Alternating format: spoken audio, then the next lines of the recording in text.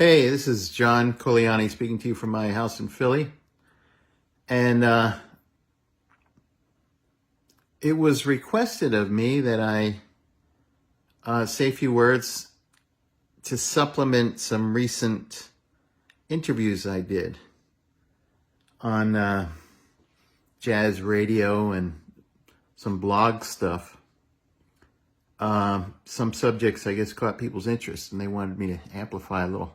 One question was, what do I like in the scene in the 2020s, in the jazz scene? And I could point to, well, first of all, I would hope those of you who are fans would continue to attend some of my own gigs with my trio and my big band. But I would point to a couple of bands that I've been playing with as a sideman and featured soloist. Notably Wayne Henderson, his sextet. It's a very exciting unit. He uses a lot of different people in it. It's sort of an all-star movable feasts. It's different players every time. I did about 20 of their concerts in a row.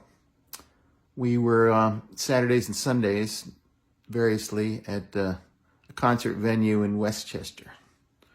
In any case, you would think with revolving horn sections, front line, trumpet, trombone, tenor, trumpet, trombone, alto, etc., that you wouldn't get cohesion or tightness, but that wasn't the case. Wayne Henderson is a marvelous drummer, and he managed to instill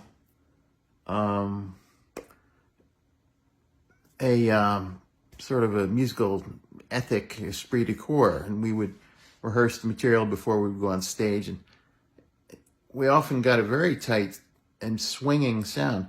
And the audience in kind, I guess you could call the audience down home, right?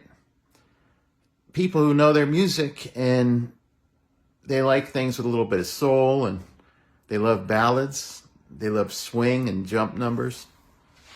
Anything that's propulsive. Wayne calls his group Jazz with a Pulse, and it's for good reason. He's a wonderful drummer, carries the mantle of Buddy Rich in some ways. And he's always properly attired on stage, which is great. Well, let's talk about the music, though. He started to build quite an audience. One reason is when you go to a lot of gigs, that room in Lincoln Center where I played recently with Felix Pikely, the clarinet player, I've seen some other bands in that room, Dizzy's Club. And there are a lot of name players who play in there who you see in the Downbeat Jazz poll and the Jazz Times poll, and they have new releases and things. But they don't have any real fans.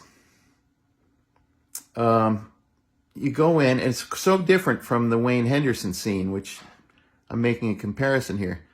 You go in to see one of these post-bop modern groups, and I play that style as well, but this is with a sort of jazz educator approach. The people who are positioned in the scene as names by virtue of their standing as educators, I suppose. But the music has become very conformist and drab, even though it sort of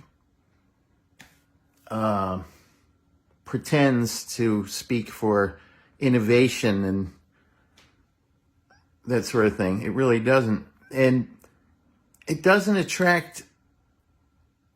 We always talk about diversity so much. These gigs don't attract a diverse audience. I'm not speaking for all women here. I know there are many women who are devoted to jazz in their careers as singers and instrumentalists. But when you hear this type of modern jazz, women in general despise it. And I can understand why. It bores them, and it sort of horrifies them at the same time.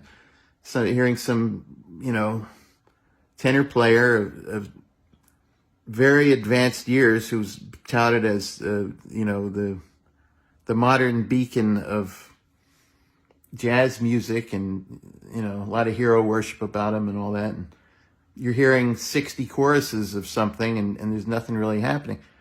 The audience is generally sort of businessmen types, 55 and older. That's about it. And they're growing sparser.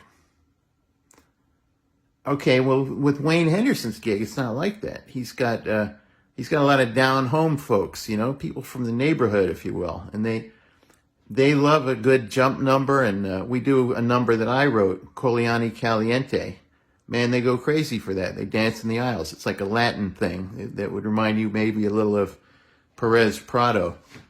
So anyway, Wayne, and you dig him as a drummer too. He's a marvelous technician, but he's got a great beat, and he's got all the elements of a classic jazz man. He's wonderful. Aaron Johnson, tenor and alto, excellent player. Played many gigs with him. And he also, he puts emotion and heart into the gig and hires players who know how to groove a little bit. He's got a Japanese drummer he uses a lot, Masahiro. And he plays with real American verve and feeling. And when he's at his best, he can swing right there with anybody. And, we do some very challenging numbers, driving tempos, So those are two acts I can kind of plug. Wayne Henderson, Aaron Johnson.